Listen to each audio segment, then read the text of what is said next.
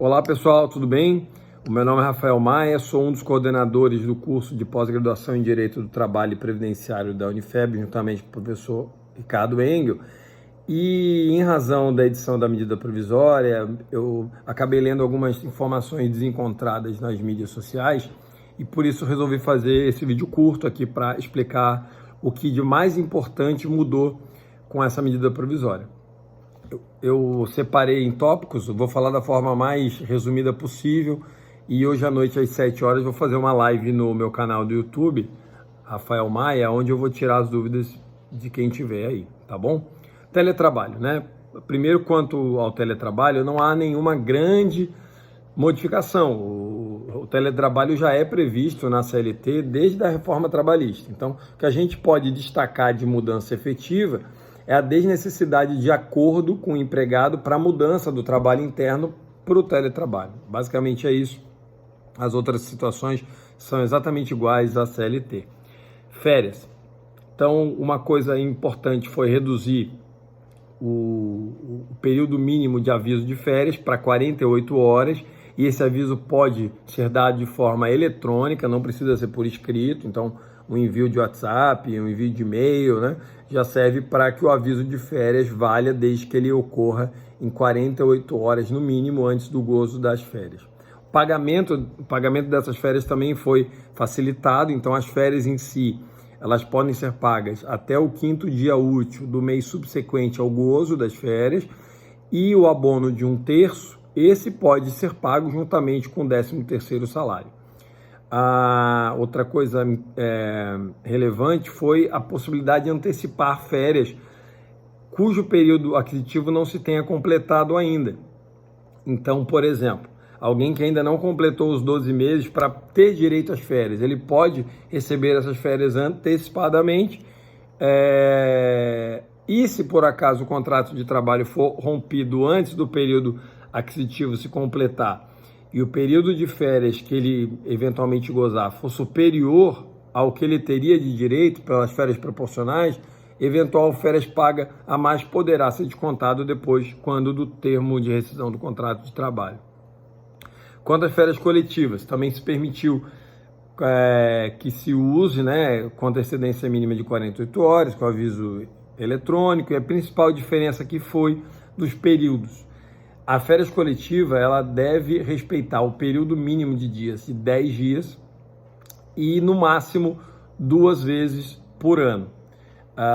Isso foi afastado pela medida provisória, de modo que o período de férias coletiva pode ter menos de 10 dias, por exemplo, 8, 7, entendo que não menos do que 5, porque esse é o período mínimo para férias individuais, inclusive mantido pela medida provisória, e é possível que o empregador conceda mais de 2 períodos. Por exemplo, ele pode dar 5 dias, 5 dias, 5 dias, por exemplo, 3 períodos de 5 dias, por alguma situação que ele entenda necessário em razão dessa crise, e depois dar o último período de 15 dias, sempre observando que o menor período tem que ter 5 dias, o maior período 14 dias, independente se é férias coletivas ou não. Isso não houve modificação com a medida provisória. Quanto aos feriados, também se permitiu expressamente a troca desses dias agora, onde não se está trabalhando por feriados, havendo uma pequena diferenciação quanto a feriados religiosos ou não. Quanto aos feriados religiosos, não é necessário o acordo com o empregado para que ele seja substituído. Quanto aos religiosos, esse sim, eu só consigo substituir o dia não trabalhado pelo feriado religioso mediante acordo individual com cada empregado. Banco de horas.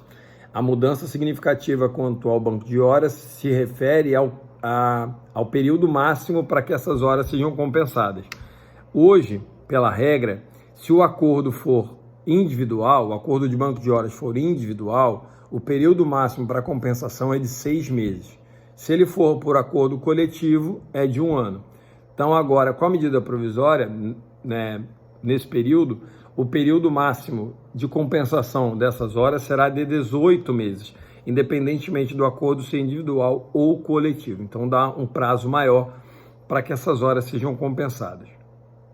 Quanto ao FGTS, houve uma mudança também, que os períodos referentes a março, abril e maio, com vencimento em abril, maio e junho, serão suspensos o pagamento. Há uma moratória legislativa. Porém, é importante frisar que a empresa deve declarar o valor, porém não precisa pagar. O pagamento desses valores se darão a partir de julho em 6 parcelas, sem incidência de juros e multa. É isso que diz a medida provisória. Outro ponto importante, esse é o que eu mais estou vendo informações desencontradas, diz respeito à possibilidade de suspensão do contrato do trabalho para fins de curso de aperfeiçoamento. Na verdade, essa previsão já existe na CLT desde 2001, com a medida provisória número 2164-41, que incluiu o artigo 476-A, que já prevê a possibilidade da suspensão do contrato de trabalho para que o empregado participe de programa de aprimoramento.